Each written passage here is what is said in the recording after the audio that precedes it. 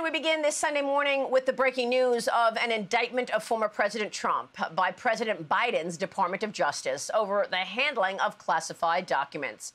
It's the first time in the 246-year history of the United States that a former president is facing federal criminal charges, as well as unprecedented that the Justice Department is prosecuting the sitting president's former and potential re-election opponent. Trump has been charged with 37 counts, including willful retention of national defense information, obstruction of justice, and providing false statements. The 45th president has been ordered to appear in federal court in Miami this upcoming Tuesday at 3 p.m. Eastern. Here's President Trump's response. Only Donald Trump is indicted, and they take one charge and they turn it into 36 charges. You saw that. Everybody was amazed. I'm an innocent man. We will prove that again. 7 years of proving it, and here we go again. Very unfair. News of the indictment came just hours after the House Oversight Committee finally got to see that FBI document alleging a criminal scheme tying then Vice President Joe Biden to bribery. The document reportedly claims both Joe and Hunter Biden received $5 million apiece from an executive from Burisma for what one source called pay to play. Joining me right now with more on all of this is Wisconsin Republican Senator Ron Johnson, who has been at the forefront in the investigation into President Biden and his family's business deals. Senator, good to see you this morning. Thanks so much for joining me. Morning, Maria. Your reaction to the indictment against President Trump? Well, when you consider the exoneration of Hillary Clinton, when you consider the fraudulent and corrupt investigation on Russian collusion, which was a complete lie and the FBI knew it was, you put all these things together. The FBI, Department of Justice, interfered in the 2016 election, in the 2020 election, and here we go again. There's going to be interfering in the 2024 election. They already have. What a mess. Obviously, President Trump's going to have a ability to defend himself, but will he be able to defend himself quickly, or is this going to drag on and on and on? So it's hard not to be suspicious of what the Department of Justice is doing once again. As you mentioned, the investigation of Hunter Biden has been dragging on for years.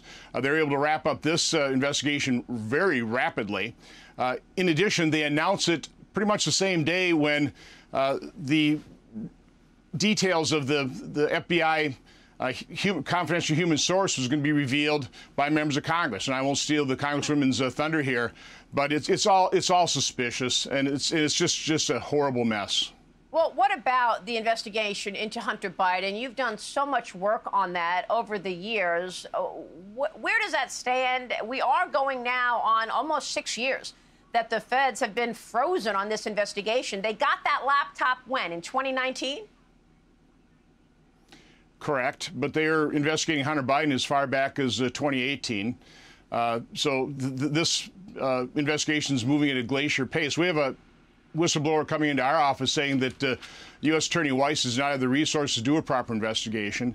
But what's interesting, Maria, now that this FBI document's been revealed, I've gone back and I've looked at the timeline.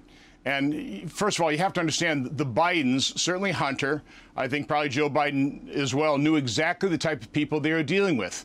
Hunter's business partner, who's also on the board of Burisma, Devin Archer, is now a convicted felon.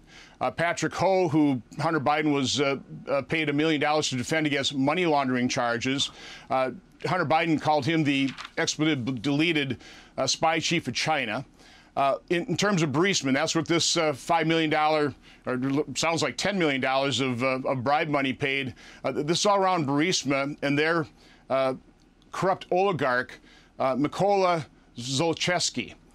His assets were seized by the UK in 2014, same time when Hunter Biden and Devin were joining the board. 2015, he was officially declared a fugitive. That's when Victor Shokin was hired as a prosecutor general. 2015 we'll find out is when all this activity was going on with the Bidens. 2016 is when Shokin opened up investigation, and within 3 months, Shokin was fired, and that's about the same time that Vice President Biden was talking to Poroshenko and demanding the firing of Shokin. So it's incredibly corrupt. It's incredibly dirty.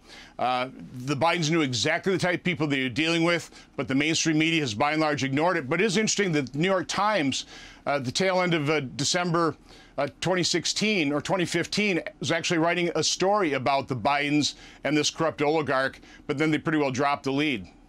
It feels like American citizens are on to this corruption, even though the mainstream media refuses to report on the most serious charges leveled at a president ever, in my view, the influence peddling. I heard from Lee Carter this morning, the pollster, and she says this most recent poll that she's looking at has corruption and crime at the #1 and #2 issues for voters right now. So do you think that people understand that part of this is political? We're going to get into the details of the indictment coming up with Alan Dershowitz, but you say it is political. Well, I think certainly almost about half of America believes that. But again, the complicit, compliant, corrupt media, they're not covering this thing honestly. And, you know, Maria, I also have to point out, you talked about precedent breaking. You know, President Ford decided it was best for America not to pursue prosecution against President Nixon. President Trump pretty much made the same decision, decided not to pursue any kind of prosecution of Hillary Clinton. You know, Joe Biden could have made the exact same decision, but he didn't. He allowed a SWAT raid on a very secure residence of President Trump over federal records, even though he was holding classified records himself. So that record issue should have been handled civilly. We never should be even in this place. But these are decisions that President Biden made. As much as he's probably lying about not talking to the Justice Department at all, that's pretty hard to believe when you understand how many other lies President Biden has told the American public. Well, it's just extraordinary. Do you think this impacts President Trump's campaign and his ability to run? He's still the #1 in the lead in terms of the GOP contenders for 24. How could it not impact it? You know, not only is just the legal maneuvering going to distract from him, but this is going to be the lead story in the mainstream media until this case is decided. So I would certainly hope that this trial would take place quickly, that President Trump can defend himself, and we can get this behind us. But what I'm hearing from legal experts is this trial may not even occur till after the 2024 election. That would be a travesty. Wow. We need a swift determination of this case, and we need to move on to a campaign. All right. I think they said that they're moving toward a speedy trial, but who knows? Senator, thank you.